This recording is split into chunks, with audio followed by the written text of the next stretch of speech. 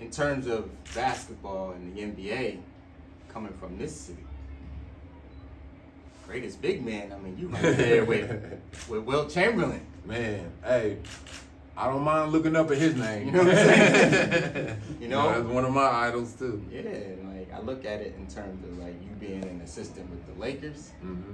You know, Philly has done some things in Los Angeles that, you know, they should be looking at us like, got any more of them Philly people? You know what I'm saying? All day long, man, all day. Yeah, but I look at that and I'm like, I remember there's a very famous picture, and I would love for you to talk to us about it. Sonny Hill introducing you to Wilt Chamberlain. Oh man, What was that day like? Exciting. To be honest, I probably was more excited about that day than I am today. Yeah. Of course, that's a legend. Yeah.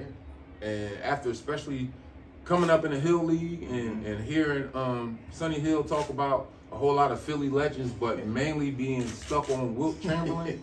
So it was like the first few years, like, okay, yeah, he's talking about Wilt. But then he coming with different little stories, like, oh yeah, you know, this happened, that happened, or you know, they were here, this and that, and just hearing it's like, man. And then the crazy thing about it, my dad backed up more than half of Sonny Hill's stories. Wow. Because my dad used to play ball. He was a Philly legend. Unfortunate accident. He lost his eye and couldn't play no more. But no, they all knew my dad. And I asked my dad, I said, yo, you play with Wilt Chamberlain? He's like, no, I ain't played with him. He said, I played against him, you know, in the schoolyards and stuff like that. I was like, and then when I had the moment to meet him, I hooked his school.